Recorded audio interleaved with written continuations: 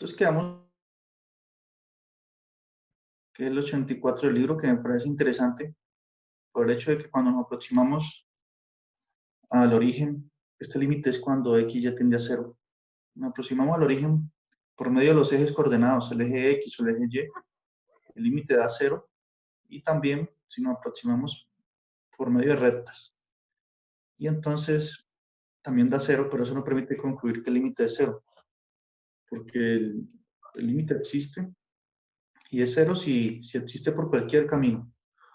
O si llegamos a ese valor, luego de haber hecho una factorización, una sustitución, ¿no? Pero cuando nosotros factorizamos y se elimina la parte, el factor que generaba problemas, y luego sustituimos el valor, en esos casos uno puede decir que el límite sí existe y es el valor que nos dé, ¿no? Con esas dos técnicas de factorizar o sustituir. Pero en estos límites en el que uno usa caminos, uno debe verificarlo para cualquier camino, lo cual no podemos hacerlo porque uno no puede tomar todos los caminos. Entonces, lo que uno busca en estos límites así es escoger caminos apropiados para ver que por un camino da una cosa, por el otro valor, y así concluir que no existe. Entonces, miren, creo que ya he mostrado un poco esta primera parte. Que si nos acercamos por medio del eje X, entonces y vale 0, y si sustituimos en el límite y por 0, nos queda esa expresión ahí. Mire, y vale 0, entonces nos quedaría 0 sobre x a la 4, que es 0. Si nos acercamos por medio del eje Y, entonces x vale 0, y nuevamente concluimos que el límite es 0, ¿bien? Porque en la función donde está x lo sustituimos por 0, como pueden ver aquí, y nos quedaría 0 sobre y cuadrado, que eso es 0. Entonces, por medio de los ejes, vemos que el límite es 0. Ahorita vamos a acercarnos por medio de rectas, pero vamos a considerar cualquier recta que podamos imaginar que pase por el origen. Entonces, ¿de qué forma consideramos cualquier recta? Pues escribiéndola de esta forma, diciendo que y es igual a m, donde m es la pendiente por x, donde m es un número real distinto de 0. Bien, entonces en este caso estamos considerando todas las rectas posibles que pasan por el origen. Si m es positivo, pues tenemos estas rectas que dibujé aquí, pendiente positiva, y si n es negativo, bueno, tendríamos rectas que pasan así, en este sentido que estoy señalando aquí. ¿Profe? Entonces, a medida de que m es más grande, pues la inclinación es mayor. Por ejemplo, estas rectas con un m más grande. ¿Sí? Siempre se tiene que tomar ese y igual a mx porque habíamos hecho uno donde solamente y era igual a x. Y era igual a x. Es decir, que m es igual a 1, en ese caso. En este caso es lo que yo quiero mostrar. Por eso este ejemplo es interesante. Que si consideramos cualquier recta, es decir, la recta y igual a 2x, 3x, cualquiera. Entonces, por eso coloco aquí m, donde m puede ser un número real cualquier. Entonces, lo que yo quiero mostrar es que si me aproximo por cualquier recta, de cualquier pendiente, el valor del límite va a dar 0 también. Estoy generalizando. Bien. Claro, lo que usted dice es verdad. Nosotros en los ejemplos anteriores habíamos considerado y igual a x, es decir, con pendiente 1.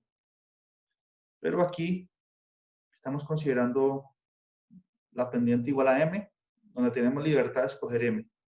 Bien, entonces vamos a ver qué pasa cuando uno considera ese tipo de rectas así más generales.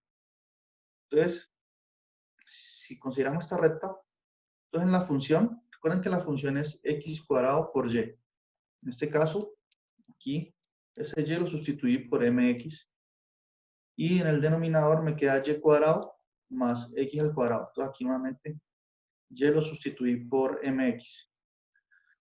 Y tomo el límite cuando x, y, es decir, x, mx, tienden a 0. Entonces, si yo resuelvo estas operaciones aquí indicadas, ¿qué me queda? Este x con este x al cuadrado me queda x al cubo, ¿bien? Por m. Eso en el numerador. Y en el denominador, noten que este cuadrado afecta tanto a la m como a la x, ¿no? Pues queda m al cuadrado por x al cuadrado. ¿Correcto? Ahora, ¿qué puedo hacer para simplificar un poco esa expresión? Si tienen alguna duda, pueden preguntar de una vez. Aquí lo que puedo hacer es, en esta parte, sacar factor común. ¿Cuál sería el factor común? X a la 2. Bien. Entonces, miren, saco factor común X a la 2 y me quedan, entre paréntesis, m al cuadrado por X a la 2. ¿Por qué X a la 2? Porque si distribuyo, miren que si distribuyo la X cuadrado en el paréntesis me quedaría nuevamente m cuadrado por X cuadrado, esta parte. Y X a la 2 por X a la 2, pues me daría este X a la 4 aquí. Es una forma de probar que está bien factorizado, ¿no? ¿Por qué factoricé eso? Porque miren que en el numerador tengo una X a la 3 y aquí tengo un X al cuadrado. Entonces puedo simplificar. Como X a la 3 tiene, X a la 3 es lo mismo que tener X al cuadrado por X. Entonces se simplifica esa X al cuadrado y al final me va a quedar esta expresión. ¿Bien? O lo que es lo mismo. Se restan los exponentes cuando se está dividiendo. Ahí no Entonces, sería esa m al cuadrado, la del denominador, muy bien. porque Aquí hay un cuadrado, ¿cierto? ¿Usted dice que ahí lleva un cuadrado? Sí, tiene razón. Bueno, se me olvidé colocarlo.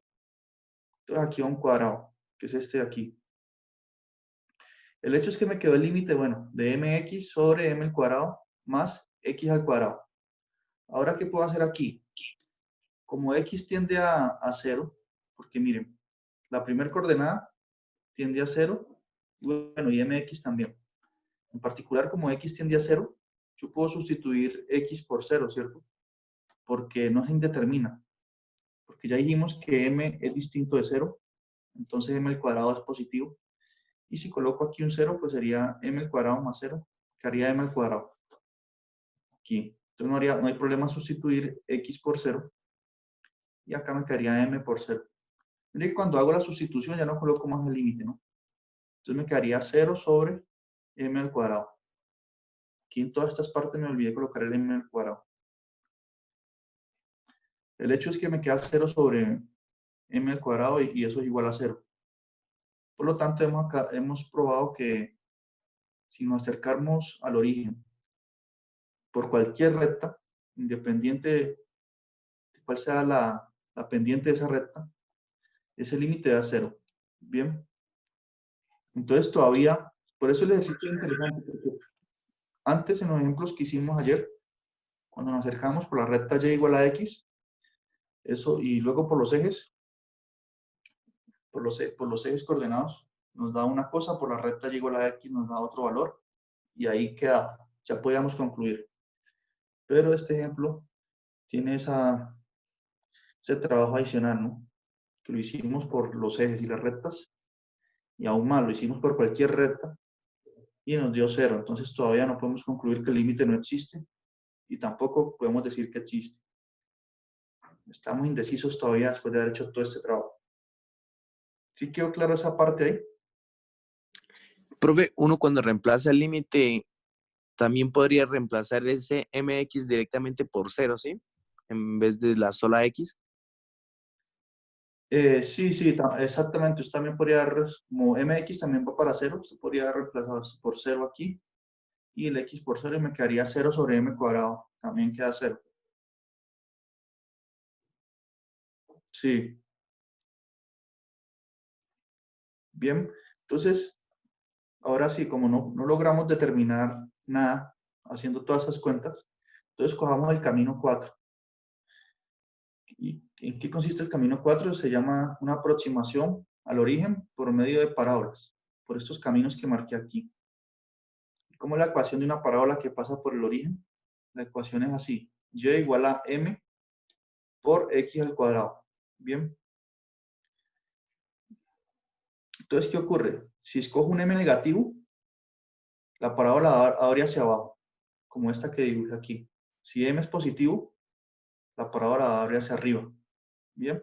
Si m es muy grande, si m es un número como 1.000.000, entonces sería una parábola delgadita, que no tiene los brazos muy abiertos. A medida que m es más grande, ella se va cerrando. Bien. Entonces tengo infinidad de parábolas ahí. Están un poco más abiertas, otras más cerradas, así, dependiendo, unas que abren hacia arriba, otras hacia abajo. Todo depende del parámetro m. La única condición que le pedimos a m es que no sea 0, ¿no? Porque si m es 0, pues esta parte sería 0 y nos estaríamos acercando por el eje x. Eso ya lo hicimos. En estos casos ya lo hicimos. ¿Está claro hasta ahí? Sí, profe. Bueno. Entonces, hacemos lo mismo. Entonces, ya sabemos que y es igual a m por x al cuadrado. Entonces aquí, recuerden que la función era x cuadrado por y al cuadrado. Entonces, aquí sustituimos, perdón, x cuadrado por y. Entonces, aquí sustituimos y por mx cuadrado. Sobre la función decía que es y al cuadrado sobre x a la 4. Entonces aquí colocamos el y, que a su vez está elevado al cuadrado. Entonces hagamos estas operaciones. Nuevamente como antes. Este x cuadrado aquí con este se multiplican y me quedan, se suman los exponentes 2 más 2 es 4. Ya x a la 4 por ese m. Bien. Y aquí en el denominador, ese cuadrado afecta a la m y al x al cuadrado. Entonces me queda por eso m al cuadrado. Bien. Y x al cuadrado, por propiedades de exponentes, se multiplica, ¿no? 2 por 2, 4. Entonces me queda x a la 4. Más x a la 4. Miren lo que sucede. Miren que aquí en el denominador tengo factor común. ¿Cuál es el factor común? Entonces tengo factor común x a la 4, porque está aquí el x a la 4 y aquí también.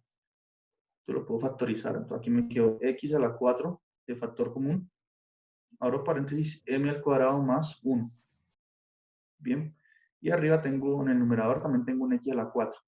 Entonces esos x a la 4, aquí y aquí, se cancelan y ya no aparece más la x. Como no aparece x, me quedó solo un número constante. ¿Qué número constante quedó? M sobre m cuadrado más 1. Entonces es el valor del límite, porque ya no aparece más x. Y m está fijo. Por lo tanto, cuando me acerco por medio de una parábola y igual a m x al cuadrado, el límite da m sobre m cuadrado más 1. ¿Cómo esto nos permite concluir? De la siguiente forma. Si escogemos la parábola y igual a x cuadrado, es decir, con m igual a 1, entonces el límite, ¿cuánto nos va a dar? Si sustituimos aquí m por 1, ese límite nos va a dar 1 sobre 1 al cuadrado más 1, es decir, un medio. Ahora, si escogemos una parábola un poco más delgada, m es mayor, m es 2, si nos acercamos con la parábola y igual a 2x cuadrado, ¿cuánto va a dar el límite?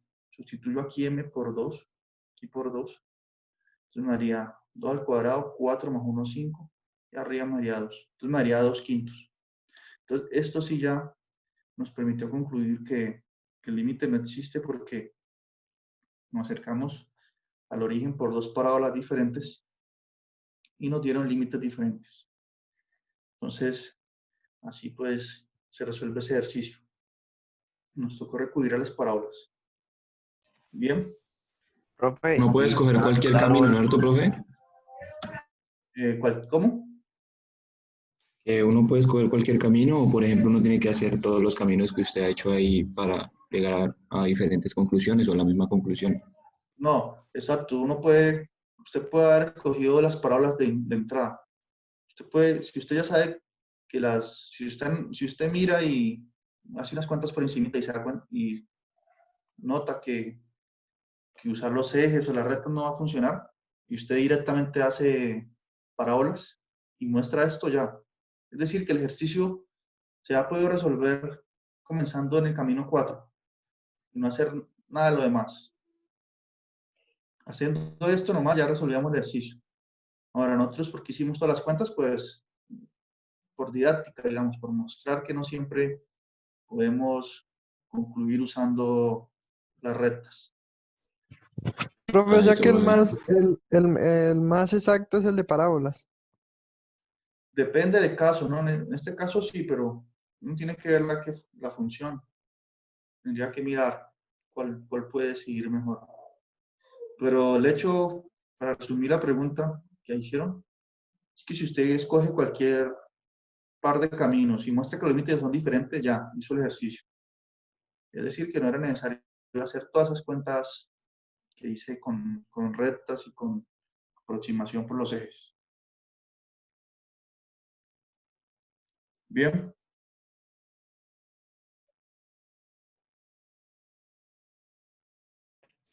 Profe, y dado el momento al evaluar los límites, da el mismo resultado, entonces sería que ese sería el límite. No, tampoco podría decirlo. Porque usted puede encontrar, hacerlo con 1000 caminos. Y si por los 1000 caminos le da lo mismo, todavía no puede concluir que el límite exista y de ese valor. Profe, o sea que por caminos más que todo es para saber, para descubrir que el límite no existe, casi siempre, ¿verdad? Exactamente, usted lo ha dicho. Vamos a usar caminos para probar que un límite no existe. Nunca para probar que existe, solo para probar que no existe. Así que cuando ustedes van a un ejercicio y les digan, pruebe que tal límite no existe, ya le están diciendo use caminos. Para probar que el límite existe o se tiene que usar la factorización o la sustitución directa, si se puede. Para probar que no existe, se usa caminos. Ok, profe. Bien.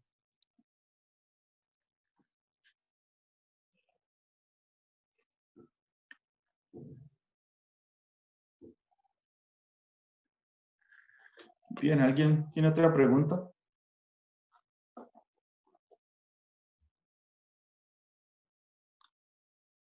Bueno, entonces, para continuar resolviendo límites un poco más complicados, vamos a requerir estas dos herramientas.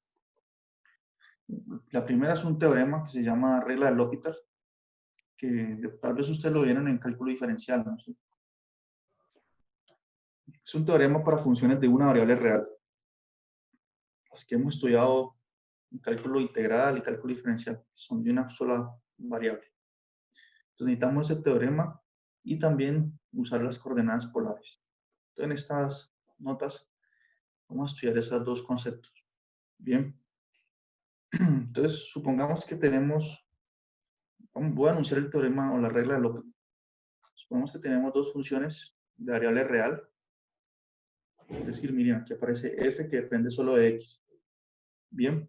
Y digamos que las derivadas de esas funciones existen en un punto x igual a a. La derivada existe. Entonces, supongamos que nos están pidiendo calcular el siguiente límite. El límite cuando x tiende a es un límite normal, que es son funciones de variable real, de una sola variable, pues. Y nos piden calcular este límite de la función f de x dividido entre g de x. Y supongamos que nosotros queremos hacer el límite sustituyendo. Entonces, sustituimos aquí en la función x por a y en g también x por a. Y cuando hacemos esa sustitución, nos queda una indeterminación del tipo 0 sobre 0, ¿cierto? O nos queda algo como infinito sobre infinito. Aquí no me alcanza a ver. 0 sobre 0 e infinito sobre infinito cuando sustituimos. Entonces, en esos casos, uno puede usar la regla del L'Hopital y decir que ese límite es lo mismo que el límite cuando x tiende a a de las derivadas de esas funciones. Es decir, derivo f sobre la derivada de la función g. Y cuando hago esa derivada, va a ocurrir que cuando sustituyo de nuevo x por a, no se indetermina nada. Y entonces ese va a ser el valor del límite. Bien. Es decir, la regla de L'Hopital la podemos simplificar así. Tengo un límite de una división de dos funciones. En principio, intento sustituir directamente x por el valor a. Si me da 0 sobre 0, entonces derivo las dos funciones y luego intento sustituir. Y si no se indetermina de nuevo, entonces ese es el valor del límite. Bien, entonces voy a mostrar un ejemplo para que quede más clara el teorema. Consideremos aquí el ejemplo que dice calcular el límite cuando x tiende a 0 de la función seno de x dividido de x. Bien. Entonces, ¿quién sería la función f del teorema? La función f sería seno de x y la función g del teorema sería x. Bien, como aquí lo escribo. F de x sería seno de x, g de x sería x. Entonces, ¿qué es lo que yo estoy diciendo? Que si queremos hallar ese límite, lo primero que uno intenta hacer, así como estamos estudiando en el caso de los límites con dos variables, es sustituir. Entonces yo sustituyo. Esto aquí lo estoy haciendo de forma informal, ¿no? Si yo sustituyo me daría seno de 0, porque x tiende a 0, sobre 0. Y si ustedes ven, seno de 0 es 0. Y me quedaría una determinación del tipo 0 sobre 0. ¿Sí notan? Entonces, esto no tiene, se indeterminó. Entonces, ¿qué dice la regla de L'Hopital? Dice, bueno, si se le indeterminó 0 sobre 0, derive las dos funciones.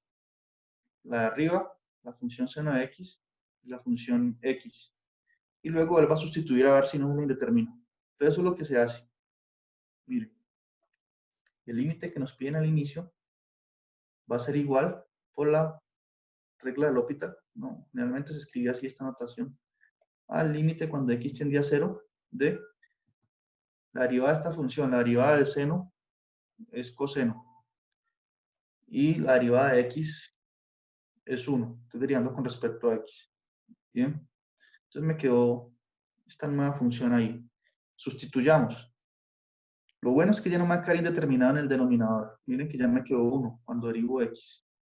Si sustituyo x por 0 me quedaría coseno de 0 sobre 1, que es coseno de 0.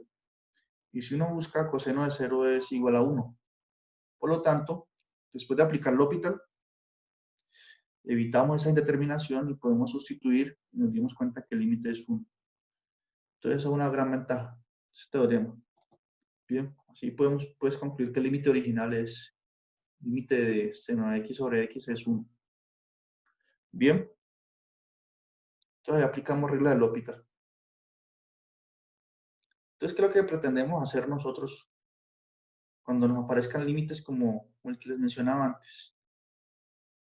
Vamos a ver si está. Como este ejercicio 34 o los del 59.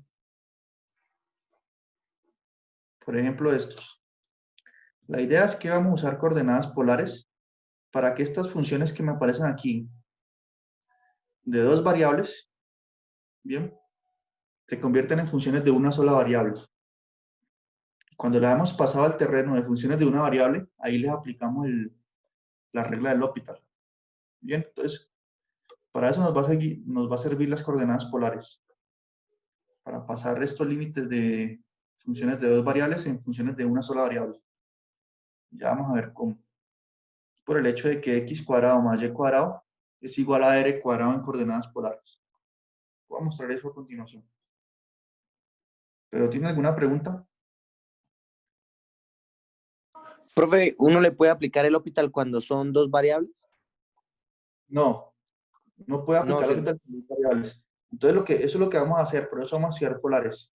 Porque como tenemos dos variables, con polares podemos convertir ese límite de dos variables en un límite de una variable, haciendo uso de las polares. Cuando la tenemos de una sola variable, ahí sí podemos aplicar L'Hopital. Bien.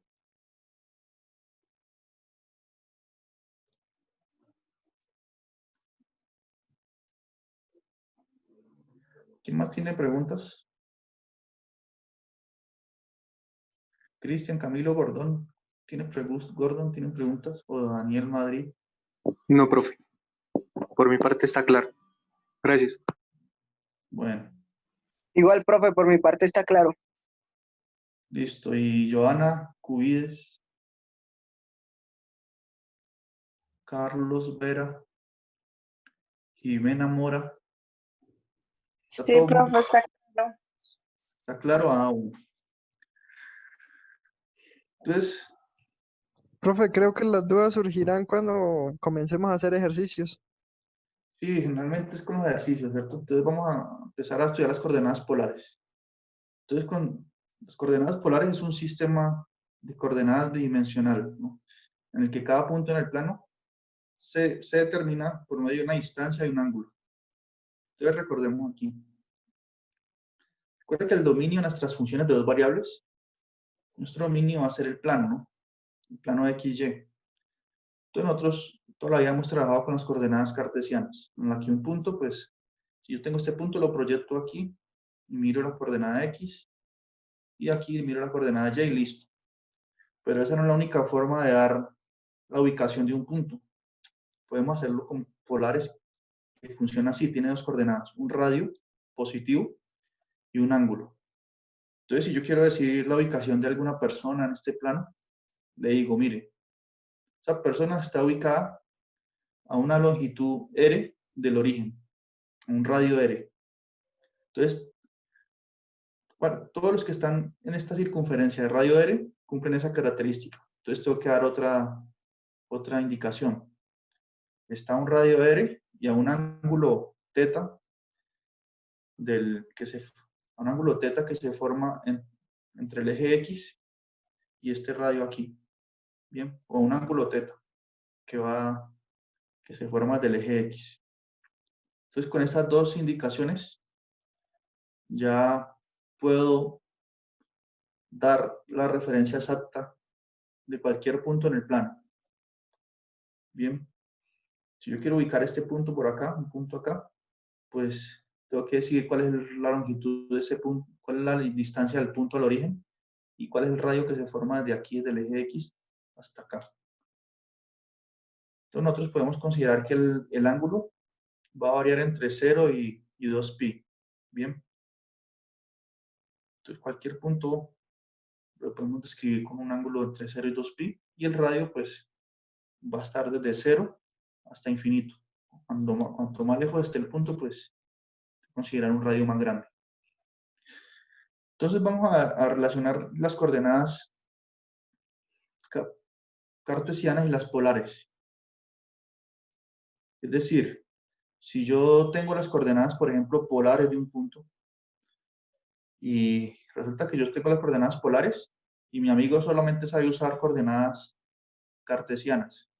Entonces tengo que decirle a él cómo pasar de polares a cartesianas. Eso es lo que vamos a ver a continuación. Entonces, noten lo siguiente. Solamente tener en cuenta unas reglas trigonométricas aquí. Entonces, miren, aquí tengo el sistema de coordenadas X, el sistema de coordenadas cartesiano. Entonces tengo este punto que tiene coordenadas cartesianas X, Y. Bien. Pero también ese punto lo puedo dar coordenadas polares. Entonces, aquí está, miren, el radio y el ángulo. Entonces, noten que aquí se me genera un triángulo rectángulo. ¿Sí ven? Ese triángulo rectángulo lo dibujé aquí. Este es el punto en cuestión, que tiene coordenadas X, Y, y al mismo tiempo tiene coordenadas polares R, θ. Entonces, noten que esta longitud de aquí es X, y la altura Y, esa altura aquí. Entonces, aquí lo dejé indicado. Entonces, noten lo siguiente. Por trigonometría sabemos que coseno de teta en este triángulo rectángulo, coseno de este ángulo es que es cateto adyacente sobre hipotenusa. Entonces el cateto adyacente es esta longitud X. El cateto adyacente es el que ayuda a formar el ángulo, ¿no? El cateto adyacente es X y la hipotenusa es R. Entonces por eso aquí tengo que coseno de teta es X sobre R. Por lo tanto, este R que está yendo lo paso a multiplicar, me queda que R coseno de teta es igual a X. Bien, entonces si yo sé las coordenadas polares de un punto, usando esta fórmula, el radio multiplicado por el coseno de ese ángulo me va a dar la coordenada X en las cartesianas. Análogamente, miren, si yo calculo seno de teta es por definición cateto opuesto sobre hipotenusa. Bien, entonces el opuesto es el cateto que está al frente del ángulo. En este caso es Entonces me daría Profe, que- ahí no sería R seno de teta igual a Y. muy Sí. bien.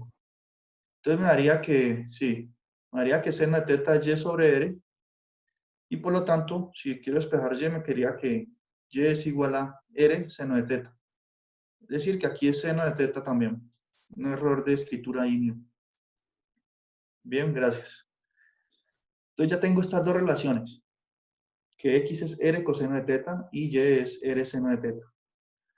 Ahora, notemos lo siguiente. ¿Qué pasa con X cuadrado más Y cuadrado? Si yo quiero saber quién es esta cantidad. Entonces, X cuadrado más Y cuadrado sería R coseno de teta, que es X, al cuadrado, más R seno de teta, que es Y, al cuadrado. ¿Bien? Y cuando elevo al cuadrado, el cuadrado afecta tanto al radio como a la función trigonométrica. Entonces, por aquí me va a aparecer un coseno cuadrado, acá también un seno cuadrado, y van a tener factor común R cuadrado. Ahora, ¿alguien recuerda cuánto es coseno cuadrado más seno cuadrado? 1. 1. Entonces es una identidad trigonométrica fundamental. Coseno cuadrado más seno cuadrado es 1. Por lo tanto, esto es igual a R cuadrado. Entonces hemos obtenido una relación interesante, que cuando usamos coordenadas polares, la cantidad X cuadrado más Y cuadrado es igual a R cuadrado. Todas estas tres ecuaciones me relacionan las coordenadas polares con las cartesianas. Y en particular esta es la que nos va a ser de gran utilidad. ¿Por qué? Porque la cantidad, la expresión que depende de dos variables, X cuadrado y Y cuadrado, sumadas, se puede sintetizar en una sola variable, en R cuadrado. Y esto es lo que nos va a permitir, por ejemplo, en estos límites, en el ejercicio, por ejemplo, 59, en el que aparece X cuadrado más Y cuadrado, escribirlo solamente como R cuadrado y en el denominador también. Y así transformar ese límite de dos variables en un límite de una sola variable. Poder usar L'Hopital. Bien. Entonces veamos cómo aplicamos eso con un ejemplo, como les digo. Y la regla del L'Hopital. Aquí está, miren. Este es el ejercicio 59 del libro. Dice, use coordenadas polares y regla del L'Hopital para calcular este límite. Entonces noten pues que si queremos sustituir directamente, que eso es lo primero que uno siempre debe intentar cuando le colocan un límite. Sustituir, a ver si nos indetermina. Si sustituimos x por 0 y y por 0, pues claro que aquí me va a quedar raíz de 0, que es 0, y se indetermina. Entonces no se puede. Entonces, ya el ejercicio nos está sugiriendo que usemos coordenadas polares. Entonces, ¿qué sabemos? Que vimos antes. Sabemos que x cuadrado más y cuadrado es igual a el radio del cuadrado. Bien. Y ahora, noten lo siguiente. Como nosotros estamos calculando el límite cuando x, y tiende a 0, que x, y tiende a 0, es equivalente a decir que si tanto x como y se están acercando a 0, entonces x cuadrado más y cuadrado también se están acercando a 0, ¿cierto? Porque esto se hace muy pequeño y esto muy pequeño, entonces la suma se va para 0. ¿Y eso a qué es equivalente? Eso es equivalente, por lo que ya vimos, esta cantidad es r cuadrado. Eso es equivalente a que r cuadrado va para 0. Pero si r cuadrado va para 0, entonces r también se está yendo para 0. ¿Por qué hago todo esto? Porque como nos va a quedar un límite de una sola variable, entonces yo tengo que ver esto, este símbolo aquí, en qué se va a transformar en una sola variable. Entonces ese símbolo se va a transformar en que r tienda para 0. Si x ya tiende a 0, en polares r tiende a 0. Bien. Decir que esta primera parte aquí se transforma en polares a esto, al límite cuando r tiende a 0. Y las explicaciones son estas equivalencias que mostré aquí. Bien. Ahora, de raíz de y cuadrado, que es lo mismo que tener seno de raíz de r cuadrado. ¿correcto? Porque x cuadrado más y cuadrado es r cuadrado. Y en el denominador también queda raíz de r cuadrado. Ahorita el cuadrado y el r se cancelan. ¿Bien? Y me queda el límite cuando r tendría a 0 de seno de r sobre r. Bien. Y este límite es exactamente el que hicimos antes en el ejemplo cuando expliqué regla de L'Hopital. Yo coloqué seno de x sobre x. Aquí nos quedó seno de r sobre r. Pero es lo mismo. Si yo intento sustituir directamente r por 0, me quedaría aquí seno de 0, que es 0 sobre 0. Aquí en determinación 0 sobre 0. Entonces puedo usar regla de L'Hopital. Aquí hice la regla de L'Hopital que derive esto con respecto a r. Derivada de seno es coseno. Entonces me quedaría coseno de r. Y derivada de r con respecto a r, pues, da 1. Y luego tomo el límite de nuevo. Entonces aquí ya puedo sustituir y me quedo coseno de 0. Coseno de 0 es 1. Lo anterior, pues, nos permite concluir que este límite de la función de dos variables complicado también vale 1. ¿Correcto? Entonces hicimos un truco interesante porque usamos una herramienta, un teorema que se estableció para funciones de una sola variable real, allá en cálculo diferencial, cálculo integral. Un resultado de ese mundo, de las funciones de una variable real, pero que estratégicamente usando polares logramos trasladar nuestro problema de dos variables a una variable y usar ese resultado. Entonces, esa es la bondad de estas dos herramientas. ¿Correcto o no? ¿Está todo bien?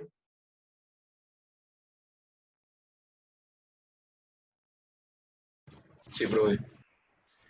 Bien. Entonces, yo sugerí otros ejercicios aquí sobre esa sección 12.2 que tienen que ver con y que pronto puedan ser, resuelvan algunos, escojan de ahí unos 4 que les parezcan interesantes, de estos sugeridos. Bien. ¿Qué tienen que ver? A ver, miremos aquí, 53, 54. Profe, cualquiera de esos puede salir en el quiz, ¿cierto? Sí. O no exactamente igual, pero sí parecido. Pues si ustedes hacen eso a Sí, el mismo conciencia, mecanismo. el mismo mecanismo, eso. Vea, son más o menos estos que están aquí, pero casi todos se hacen con la misma idea del ejemplo anterior. Es como para que ustedes practiquen, pero con los ejemplos que yo he hecho aquí en las notas y si ustedes hacen unos 2 o 3 de aquí, ya a conciencia, pues se preparan para el quiz y el taller también van adelantando. ¿No? Cuando tengan el taller el sábado, pues avanzan más rápido. Bien, entonces nos Profe, queda qué pena, ¿me podría volver a indicar los ejercicios? yo ahorita cuando quede la clase envío este PDF para que los vean, pero son esos. Entonces nos queda un minuto, entonces descansemos 10 minutos y ahí les envío el otro link para ver continuidad y así avanzar más. Listo, Bien, profe. Listo, profe. como un curso intensivo, pues nos toca hacer ese esfuerzo adicional, pero ahí descansan 10 minutos. Ok, profe. Listo. Listo.